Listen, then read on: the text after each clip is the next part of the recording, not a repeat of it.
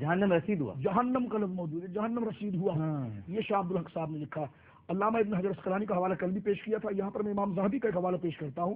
امام زاہبی جن کا منصب ایک یہاں پر کنفیوژن اور شک پیدا کیا جاتا ہے کہ یہ تاریخ کی بات ہے. تاریخ تو رتب و یابس کا مجموعہ ہوتا ہے، ملی جلی باتیں ہوتی ہیں. اب کسی نے یزید کے بغض میں کوئی بات کر دی ہوگی، لہٰذا یہ سارے سلسلے.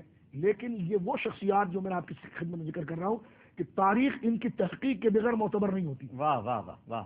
یہ تحقیق اور تنقیح اور درجہ امامت پر لوگ پہنچے ہوئے حضرات ہیں. حضرت شمس الدین ذہبی رحمۃ اللہ علیہ نے سیر اعلام النبلاء میں اور میزان الاعتدال میں فرمایا کہ 40 سال عمر انسان کے لیے بڑی معتبر ہوتی ہے اور اللہ کی جانب سے باعث رحمت ہوتی ہے. فرمایا ولم یکمل 40. یزید اتنا بڑا خبیث تھا کہ خدا نے اس کو 40 سال کی عمر بھی عطا فرمائی. 38 سال. فرمایا ولم یبارک فی عمرہ، اللہ نے اس کی عمر سے برکت اٹھا لی تھی.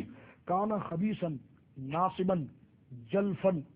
فرمایا وہ بدبخت تھا، اہل بیت کا دشمن تھا اور وہ غدار تھا.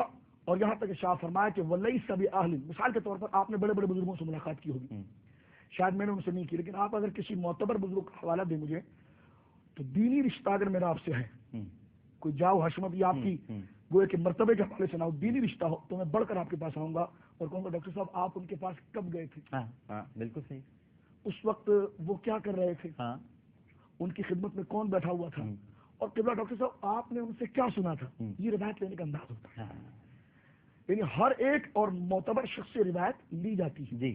میں پوچھتا ہوں آپ اگر اپنے دور میں کسی اللہ کے ولی، کسی نیک صالح شخص، کسی عالم سے اگر ملاقات کریں تو لوگ تو تانتا باندھ کر آپ کے پاس آئیں کہ ان کی زیارت ہم نہ کر سکے. آپ ارشاد فرمائے وہ کیا سنا آپ نے ان سے؟ تو جو دور صحابہ پا رہا ہو، میں یہ بتانا چاہ رہا ہوں، جو دور صحابہ پا رہا ہو تو لوگ یہ نہ پوچھے کہ یزید نے بھی کوئی روایت کی ہے. یزید کے والد تو حضرت امیر معاویہ صحابی رسول ہے، اپنے والد سے کوئی روایت کی ہے انہی سے کر لیتا. تو علامہ ابن حجر اسقلانی جلال میں لکھتے ہیں کہ لیس بأہل ان یروى عنہ. اس خبیث کی اوقات ہی نہیں تھی کہ اس کے ناپاک منہ سے رسول اللہ کا قول ہوا. سبحان اللہ سبحان اللہ. تو میں یہ بتانا چاہ رہا ہوں یہ وہ سارے سلسلے یزید کے حوالے سے. اور محرمات کی بات بھی میں نے کر دی آپ کے سامنے، یہ اس نے کیا. امام متکلمین علامہ سعد الدین تفتزانی رحمۃ اللہ علیہ شرح عقائد، ابھی علامہ ڈاکٹر کوکب نورانی صاحب بڑے خوبصورت انداز میں حوالہ دے رہے تھے. آپ نے الکامل کا حوالہ دیا. جی ٹھیک ہے نا، الکامل کا حوالہ دیا کہ یزید کے بارے میں یہ ہے. لیکن الکامل کے حوالوں کے ساتھ وہ بڑا مضبوط حوالہ آپ نے پیش کیا. میں اس میں مزید ایک اضافہ کرتے ہوئے ارشاد عرض کرنا چاہوں گا کہ علامہ سعد الدین تفتزانی رحمۃ اللہ علیہ جن کی معتبر کتاب شرح عقائد، شرح عقائد کے اندر آپ نے یہ بات لکھی ہے کہ یزید پر خدا کی لعنت ہو، اس کے معاونین پر لعنت ہو اور ان کے انصار پر لعنت ہو. علامہ سید محمود آلوسی اس کی لعنت کے قائل. یہ پورا سلسلہ جو پورا پروگرام اس پہ گزر جائے گا کہ جناب یہ اس کی مذمت اور اس کے معاملات کے حوالے سے. میں یہاں پر یہ عرض کرنا چاہ رہا ہوں یزید کے حوالے سے حدیث قسطنطنیہ. جی قبلہ ڈاکٹر صاحب نے اس پر بڑا تفصیلی خطاب فرمایا اور بہت پیارے اور اللہ کو. لیکن آپ کی بات جو ہے نا وہ پھر کچھ اور ہی ہے. ذرا میں حضور سے اس میں یہ اپنا حصہ ملانا چاہوں گا امام علی مقام رضی اللہ تعالیٰ عنہ وارضاہ عنہ کے ایک حوالے سے. ناسبیت کا ایک میں آپ کو کام بتاؤں. ناسبی یہ کرتے ہیں کہ حضرت امام حسین کے اس منصب پر حملہ کرنا چاہتے ہیں جہاں سے ان کے مرتبے کا سب سے بڑا تحفظ ہوتا ہے، اور کچھ غلطی میں اور آپ بھی کر جاتے ہیں.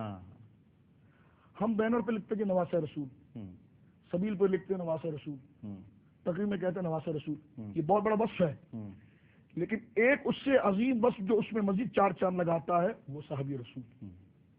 ہم یہ نہیں لکھتے، یہ آپ نے لکھنا. اور میں ناظرین سے کہوں گا سیدنا امام علی مقام اور امام حسن کا جب ذکر کریں تو صحابیت کا ذکر، میں نے صحابی کی پوری تحقیق کی تھی، تدریب الراوی سے، تقریب الناوی سے، فتح المغیث سے اور مصطلحات الحدیث کی تمام کتابوں سے. آپ کہیں گے جی اس کی کیوں ضرورت ہے؟ میں کہوں گا سیدنا صدیق اکبر کے فیصلے جو کیے انہوں نے وہ غلط ہے. کہا جی ٹھیک نہیں، غلط نہیں ہے، بالکل ٹھیک ہے. میں نے کہا کیوں ٹھیک ہے؟ کہا صحابی ہے. تو میں نے کہا حسین کا بھی فیصلہ غلط نہیں، وہ بھی صحابی. اگر ابو بکر صدیق رضی اللہ تعالیٰ کے فیصلے معتبر ہیں کیونکہ ان کے سر پر صحابیت کا تاج ہے، فاروق اعظم کے کیے ہوئے فیصلے اگر معتبر اور درست ہیں اور صائب ہیں اس کے خلاف بات نہیں کی جا سکتی، اس لیے کہ وہ صحابی ہیں.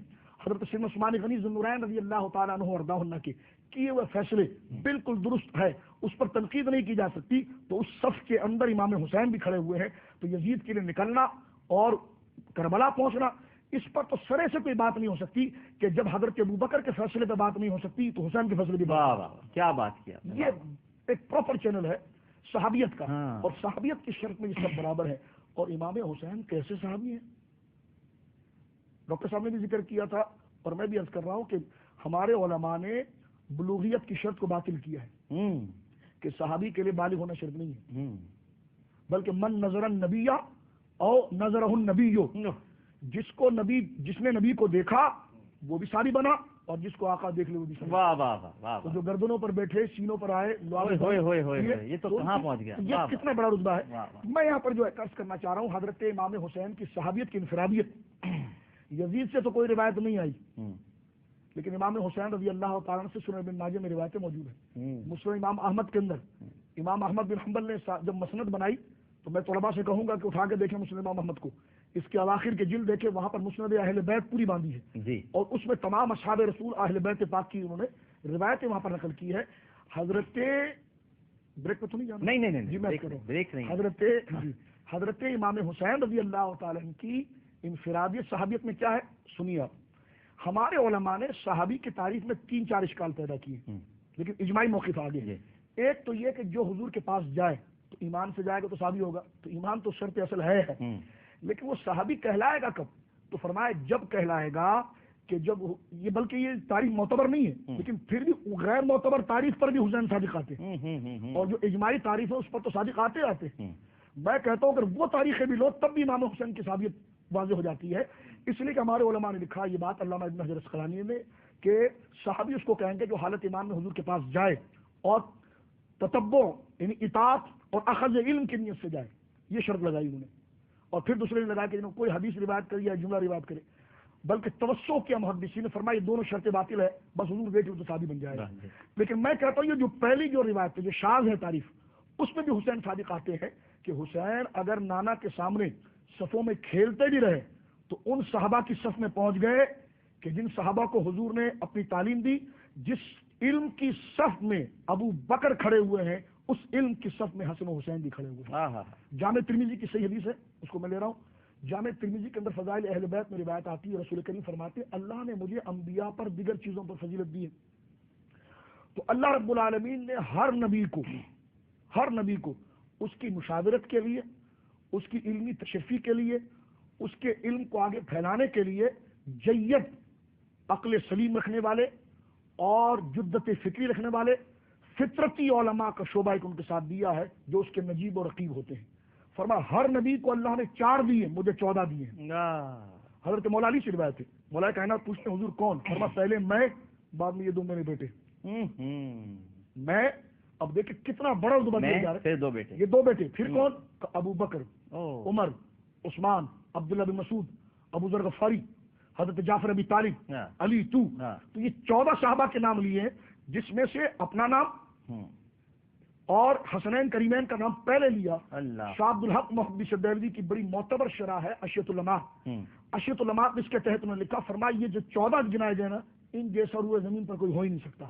تو میں یہ کہنا چاہتا ہوں ناظرین سے کہ یزید کے مسئلے کو سمجھنے کے لیے اور اس کی پسپائی، اس کی غلاظت کو گویا کہ واضح کرنے کے حوالے سے یہ موقف ہمیشہ مضبوطی کے طور پر رکھیں کہ حضرت امام حسین صحابی ہیں اور صحابی کا کیا ہوا فیصلہ حد سے تنقید نہیں ہو سکتا. کیوں؟ اس کے سر پر ایک تاج ہوتا ہے جس پر لکھا ہوتا ہے کلہم عدول، یہ ہمیشہ عادل ہے، چاہے میدان میں ہو یا بازار میں ہو یا کربلا کے میدان میں. واہ واہ واہ واہ واہ واہ. پھر انشاءاللہ حدیث قسم تنیہ کے حوالے سے میں بھی آپ کو اس پر رحمت دیتا ہوں. یہ تمہید میں نے اس لیے باندھی معذرت کے ساتھ. نہیں بہت اچھی آپ کہ ہمارے ناظرین جو ہیں بڑے سادہ لوگ، لیکن جدید علماء آتے ہیں گزارشات اپنی ارشادات پیش کرتے ہیں. میں فقیر آدمی صرف اس لیے اس بات کو عرض کر رہا تھا کہ ہمارے ساتھ کچھ طلباء ہوتے ہیں اور وہ چاہتے ہیں کہ کس اصول کے تحت کیوں امام حسین کو کیوں قبول کریں اور دنیا کیوں دیوانی ہو جا رہی ہے اور یزید کو کیوں حیثیت نہیں دے رہے ہیں. اس کی وجہ یہ ہے کہ حسین کا مرتبہ تو اتنا بلند ہے کہ حضرت امیر معاویہ بھی ان کا مقابلہ نہیں کر سکتے. تو جب والد صحابی ہو کر مقابلہ نہیں کر سکتا تو یہ ظالم ہے، فاسق ہے، فاجر ہے، لعنتی ہے، کافروں سے گزرا ہوا ہے. تو یہ حضرت امام حسین سے اس کا کیا مقابلہ؟ کیا بات ہے، واہ واہ.